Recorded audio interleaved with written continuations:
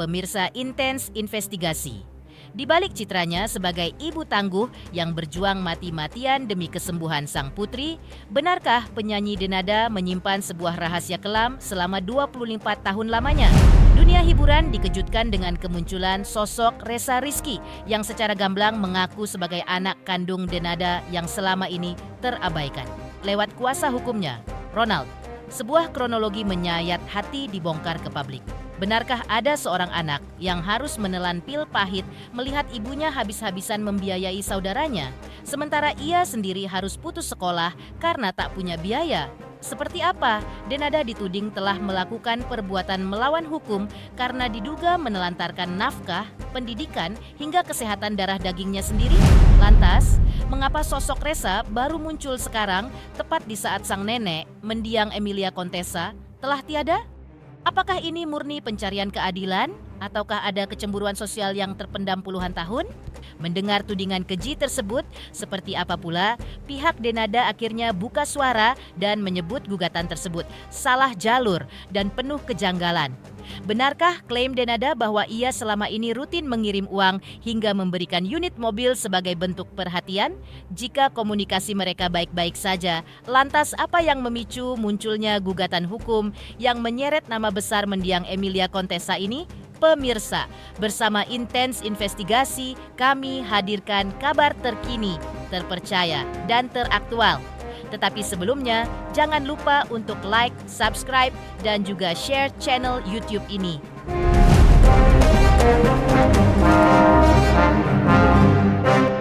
Hai, jangan lupa ya saksikan Silet. Jangan lupa saksikan Saksikan Silet Di hari Senin sampai Jumat. Dari Senin sampai Jumat Hanya di RCTI. Di RCTI.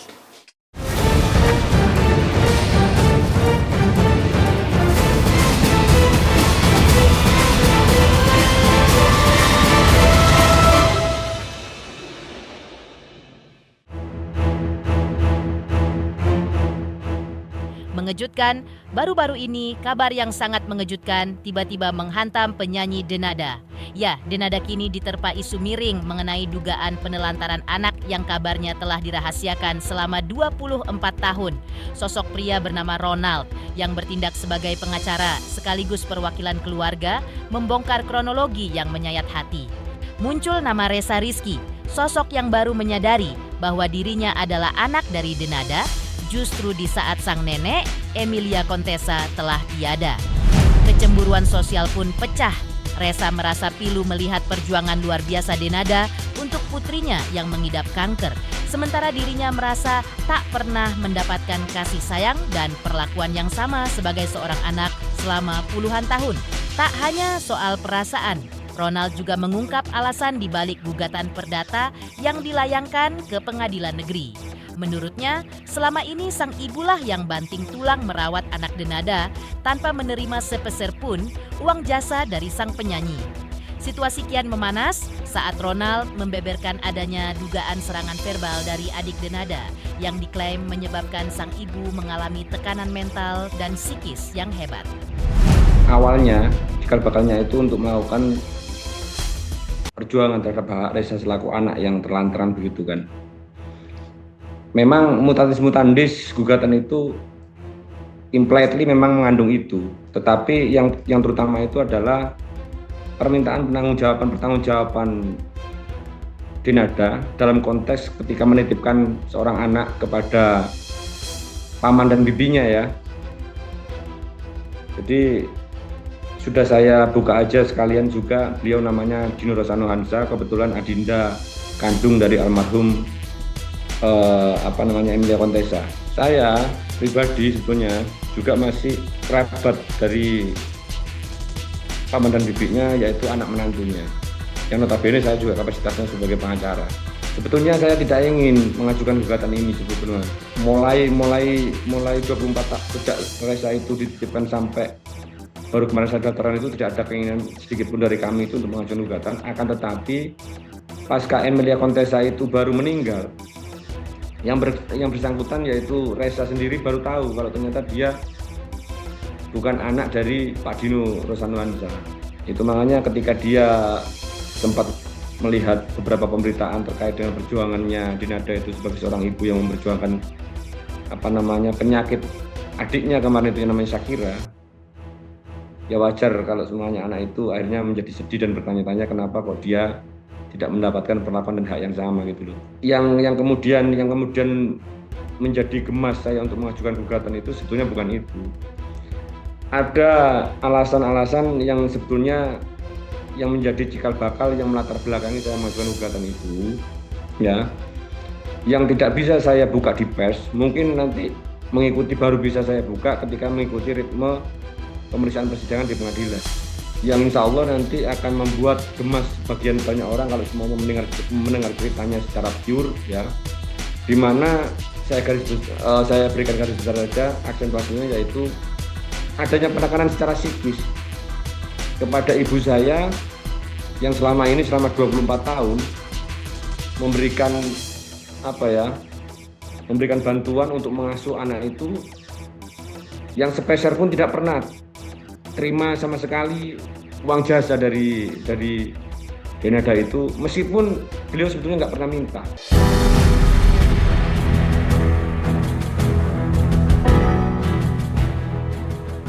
Perseteruan hukum antara pihak Ressa Rizky dan Denada kini memasuki babak yang lebih mendalam. Ronald, sang kuasa hukum, secara gamblang menjelaskan bahwa gugatan perbuatan melawan hukum atau PMH yang diajukan ke pengadilan merupakan bentuk tuntutan pertanggungjawaban nyata dari seorang ibu kepada darah dagingnya. Menurut Ronald, ada sederet kewajiban mendasar yang diduga telah diabaikan oleh Denada selama puluhan tahun. Mulai dari kewajiban merawat, memberikan nafkah, hingga biaya pendidikan dan kesehatan yang diklaim tak pernah mendapatkan atensi sepeser pun dari sang penyanyi. Ironisnya, di saat Denada dikenal sebagai sosok ibu yang tangguh di mata publik, Ressa Rizky justru harus menelan pil pahit kehidupan. Kondisi ekonomi Ressa digambarkan berada dalam taraf yang memprihatinkan akibat absennya tanggung jawab sang ibu kandung. Bahkan, cita-cita Ressa untuk merengkuh gelar sarjana pun harus kandas di tengah jalan.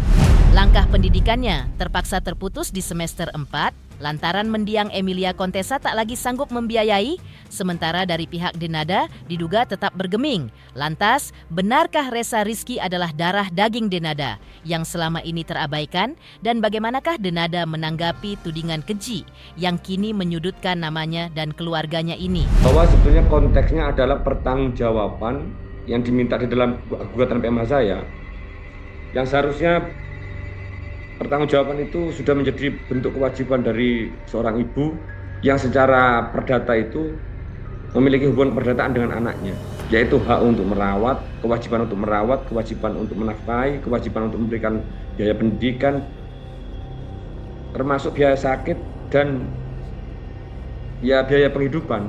Sudah hampir 100% full itu.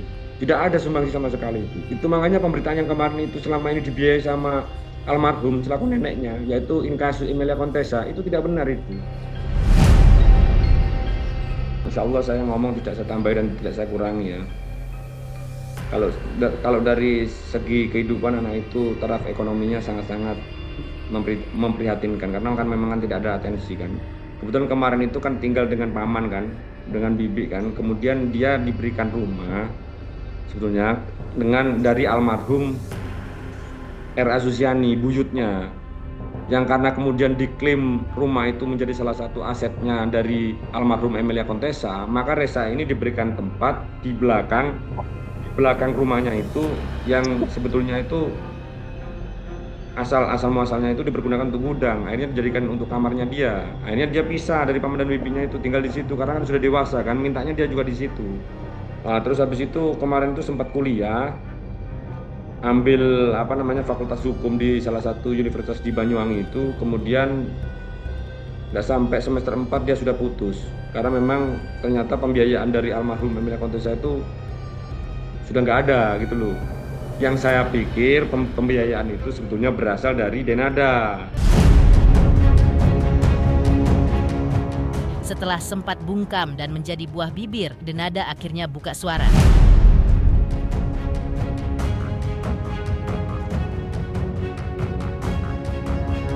Melalui kuasa hukumnya, sang penyanyi secara tegas memberikan klarifikasi menohok terkait gugatan dugaan penelantaran anak yang dilayangkan oleh pihak Ronald. Alih-alih membenarkan tuduhan tersebut, pihak Denada justru menilai bahwa pengajuan gugatan penelantaran anak yang dibawa ke meja hijau itu telah salah jalur. Tak hanya itu, munculnya gugatan ini dirasa sangat mendadak dan tanpa ada pembicaraan kekeluargaan sebelumnya. Denada pun tak mampu menyembunyikan rasa bingungnya. Ia merasa terkejut lantaran secara tiba-tiba harus menghadapi tuntutan hukum yang menyeret masa lalu serta nama baik mendiang ibundanya. Cuman kalau terkait masalah untuk nanggapi statementnya lawan gitu, saya rasa salah jalur gugatannya. Ngomong penelantaran itu kan pidana ya. Nah ini pihak lawan saya belum baca secara utuh gugatan. Cuman dengar di statementnya katanya masalah penelantaran anak. Nah pikiran saya kalau masalah penelantaran itu kan wilayah hukum pidana, bukan di perdata. Lagi pula yang diminta kan masalah nafkah anak.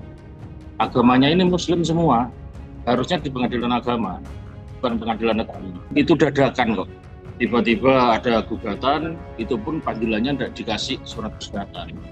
Responnya itu bingung, kok ada panggilan sidang, tidak dilampiri surat gugatan.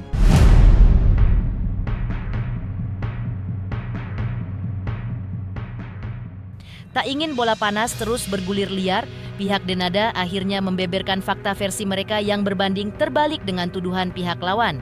Alih-alih ada konflik atau penelantaran, pihak Denada justru mengklaim bahwa hubungan komunikasi dengan sang paman selama ini terjalin baik-baik saja tanpa ada ganjalan sedikit pun. Bukan sekadar kata-kata, pihak Denada secara mengejutkan mengungkap bukti-bukti perhatian yang selama ini mereka berikan. Tak tanggung-tanggung, Denada disebut rutin mengirimkan sejumlah uang melalui transfer hingga pernah memberikan 1 unit mobil sebagai bentuk kepedulian keluarga. Dengan tegas, pihak Denada menekankan bahwa apa yang dituduhkan oleh pihak Ronald sama sekali tidak berdasar dan tidak pernah terjadi. Lantas, jika komunikasi dan aliran materi selama ini berjalan lancar, mengapa tiba-tiba muncul gugatan perdata dan isu penelantaran anak ke publik? Benarkah ada motif lain di balik kemunculan Ressa Rizky saat ini?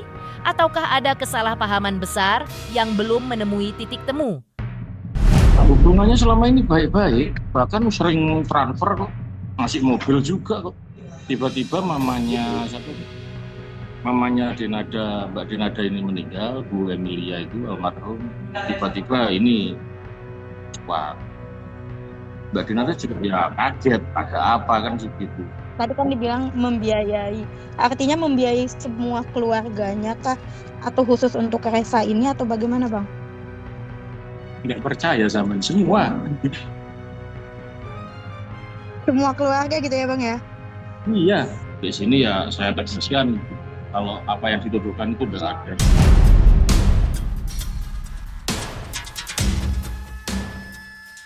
Meninggalkan sosok Ressa Rizky yang menggugat Denada dengan dugaan penelantaran anak. Lantas seperti apa pula mantan asisten rumah tangga Denada? Sopiah pun memberikan klarifikasi terkait isu yang saat ini menimpa Denada terkait dugaan penelantaran anak. Pemirsa Intens Investigasi. Jangan lupa saksikan terus Intens Investigasi. Dan pastikan jangan lupa untuk like, subscribe, share, dan juga komen.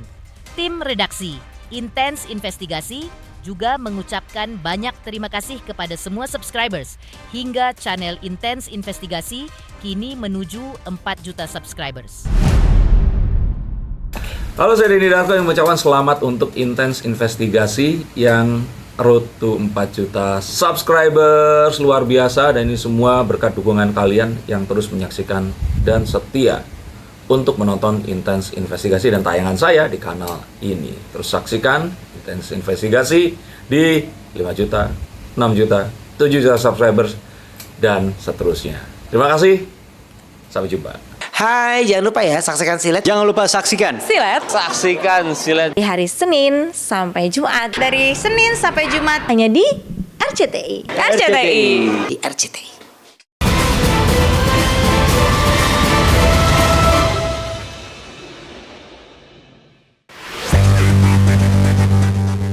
Namun pemirsa, di tengah silang sengketa yang kian memanas, sebuah kesaksian mengejutkan datang dari orang yang pernah berada di lingkaran terdalam keluarga Denada. Sophia, mantan asisten rumah tangga yang telah lama mengabdi, akhirnya muncul ke hadapan publik untuk memberikan klarifikasi yang sangat krusial. Di tengah tudingan penelantaran anak yang dialamatkan kepada sang penyanyi, Sophia justru membawa pernyataan yang mematahkan seluruh klaim pihak lawan. Benarkah selama puluhan tahun bekerja, Sophia tidak pernah melihat atau mendengar kehadiran sosok anak lain selain Aisyah, anak perempuan Denada? Kalau saya sih nggak pernah dengar ya, nggak pernah ada isu apa gitu, nggak ada. Intinya saya tahunya tuh anak Mbak Dena tuh Shakira doang gitu ya. Aisyah. Iya, Aisyah. Sekarang mah namanya Aisyah. Jadi saya nggak tahu gitu ya. Intinya saya tahunya punya anak satu namanya Aisyah gitu aja. Kalau menurut saya sih ya, setahu saya si Mbak Dena tuh nggak kemana-mana kecuali show, kemana off air, kemana gitu ya. Kalau masalah dia sampai lama di Australia itu mah isu doang gitu ya. Setahu saya pokoknya dia nggak kemana-mana gitu ya. Setahu saya nih. Kalau ada kabar begitu itu mah cuma hoak doang gitu. Nggak ada. Cuma dia kan kesana sini pernah di Bali emang lama juga. Tapi kan sering ke Jakarta juga. Kalau ke Australia biasanya dia kan ngomong ke kita, saya mau kemana-kemana. Nggak pernah, nggak ada. Soalnya yang beli tiket juga teman saya juga, jadi nggak ada mana-mana. Intinya pokoknya dia nggak pernah ke Australia aja udah. Namun pemirsa, upaya untuk mencari kebenaran yang seimbang, tim Intens Investigasi telah mencoba menelusuri langsung kebenaran isu panas ini melalui sambungan telepon kepada Denada. Dalam hal ini, tim investigasi ingin mendengar langsung dari bibir sang penyanyi. Apa tanggapannya mengenai tuduhan penelantaran anak yang begitu spesifik ini? Benarkah ada rasa trauma atau justru kemarahan yang membuat Denada memilih untuk tidak merespons panggilan dari tim Intens Investigasi? Hingga kabar ini diturunkan, pihak Denada masih memilih untuk membisu dan tidak mengangkat telepon dari tim Intens Investigasi.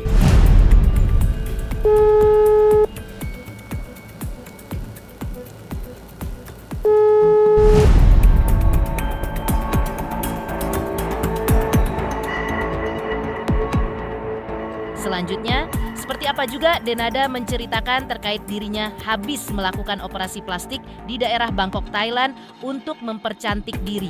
Pemirsa Intens Investigasi, jangan lupa saksikan terus Intens Investigasi. Dan pastikan, jangan lupa untuk like, subscribe, share, dan juga komen. Tim redaksi Intens Investigasi juga mengucapkan banyak terima kasih kepada semua subscribers hingga channel Intens Investigasi kini menuju 4 juta subscribers. Halo, saya Denny Darko yang mengucapkan selamat untuk Intens Investigasi yang road to 4 juta subscribers. Luar biasa, dan ini semua berkat dukungan kalian yang terus menyaksikan dan setia untuk menonton Intens Investigasi dan tayangan saya di kanal ini. Terus saksikan Intens Investigasi di 5 juta, 6 juta, 7 juta subscribers, dan seterusnya. Terima kasih, sampai jumpa. Hai, jangan lupa ya saksikan Silet. Jangan lupa saksikan Silet. Saksikan Silet Di hari Senin sampai Jumat. Dari Senin sampai Jumat. Hanya di RCTI. RCTI. Di RCTI.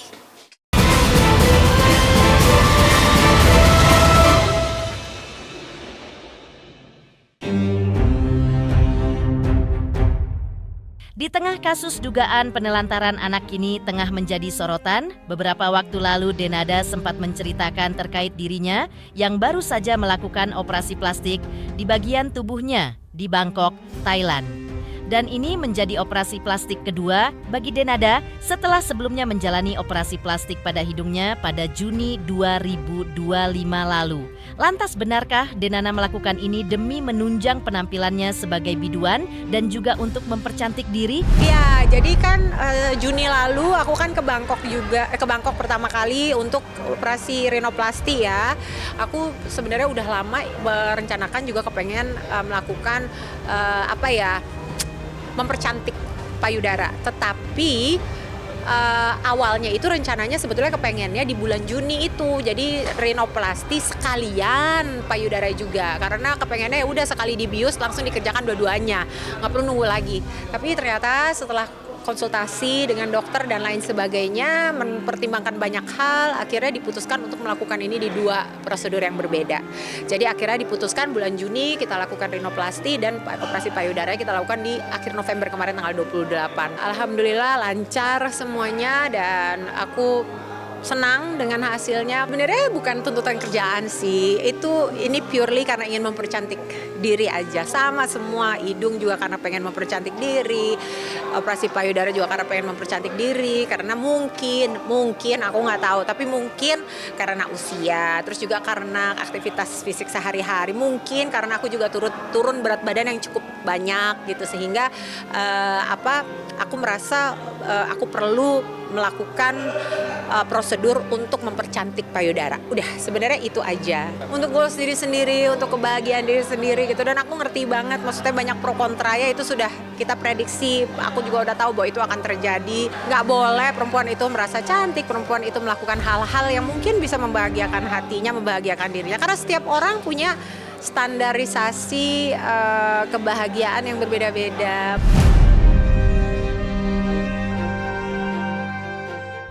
Pemirsa Intens Investigasi, jangan lupa saksikan terus Intens Investigasi dan pastikan jangan lupa untuk like, subscribe, share, dan juga komen. Tim redaksi Intens Investigasi juga mengucapkan banyak terima kasih kepada semua subscribers hingga channel Intens Investigasi kini menuju 4 juta subscribers.